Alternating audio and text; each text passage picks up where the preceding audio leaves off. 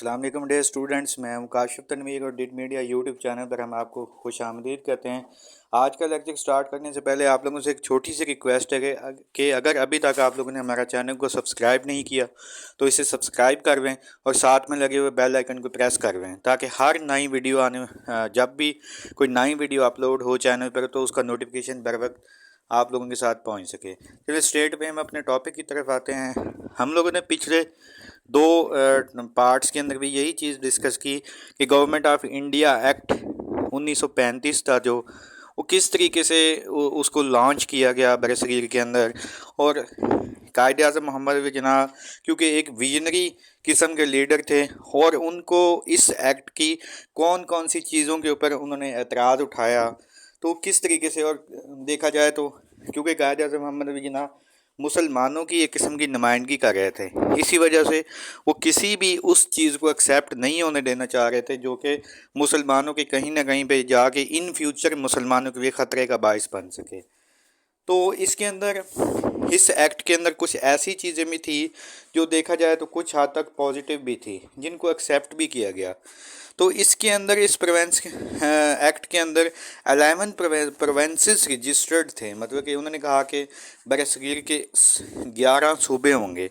सिंध और NWFP को new provinces मतलब कि उस वक्त बनाए गए और हर प्रोवेंस के अंदर उन्होंने 6 चीफ कमिश्नर ऑफ प्रोवेंसेस कि हर प्रोवेंस के अंदर उन्होंने 6 जो थे चीफ कमिश्नर्स भी लगाए ताकि जो होता है निज़ाम को सूबे के अंदर छोटे लेवल के ऊपर भी निज़ाम को बेहतर अंदाज से चलाया जा सके।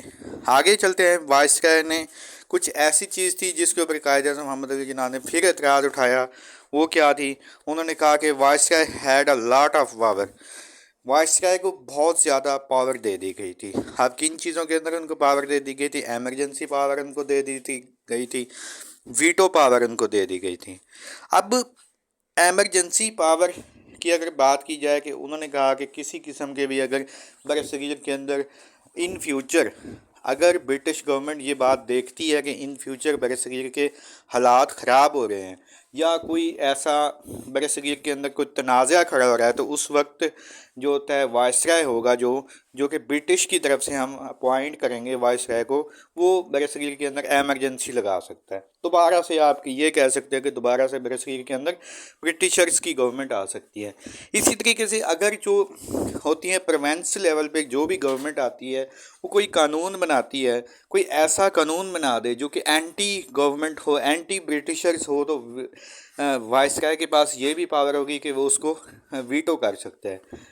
तो और जो होता है कि जब तक वो वाइसराय ना चाहे तो आप उस कानून को पास नहीं कर सकते। तो ये किस तरह की प्रोविंशियल ऑटोनॉमी थी जिसके अंदर ये सारी चीज़ें भी थी। एक तरफ से आप ब्रिटिशर्स इस बात को का डिमांड कर रहे हैं कि हमने प्रोविंशियल ऑटोनॉमी दे दी है और उधर से वो वीटो की पावर भी है, एमरजेंसी पावर भी है। तो देखा जाए तो ऑल इन ऑल ब्रिटिशर्स ही थे।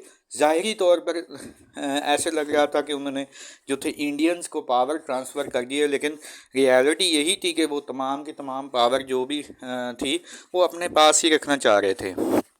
आगे उन्होंने कुछ और भी गवर्नमेंट ऑफ इंडिया एक्ट के अंदर कुछ और काम किए। उन्होंने रिज़र्व बैंक कायम किया बरसगीर के अंदर कि बरसगीर के जो भी फाइनेंशियल चीज़ होगा, फाइनेंशियल सेटअप, वो उनके अपने रिज़र्व बैंक के अंदर जमा करवाए जाएंगे। FPSC का इदारा कायम किया, फेडरल पब्लिक सर्विस कमीशन का उन्होंने एक इदारा कायम कर दिया था। इस तरीके से उन्होंने फेडरल कोर्ट्स भी बनाए थे बरसगीर के अंदर। वफाकी लेवल पे उन्होंने कोर्ट्स बनाए जो कि उनके रूल ऑफ लॉ के मुताबिक जो भी डिसीजंस होते हैं वो डिसीजंस ले सकते थे। इस तरीके से कुछ पॉजिटिव पॉइंट्स थे, कुछ ऐसे पॉइंट्स थे कि आप ये कह सकते हैं जिनके ऊपर कायद आज़म मोहम्मद अली जिन्ना को शदीद एतराज़ था और उन्होंने खुल्लम खुल्ला बगैर किसी परेशानी के अपने जो भी मुतालबात थे, जो उनकी डिमांड्स थी, उन्होंने वो अंग्रेज़ों के सामने रखा। और इन फ्यूचर हम हिस्ट्री को लेकर चल रहे हैं, आगे देखेंगे कि कायद आज़म मोहम्मद अली जिन्ना ने किस तरीके से अपनी डिमांड्स को मनवाया भी उनसे और उन्होंने माना उन डिमांड्स को। आज का लेक्चर हम यहीं पे ख़त्म करते हैं। Do write your questions in comment box, hit the like and subscribe button if you haven't yet. Stay tuned. अल्लाह हाफिज़।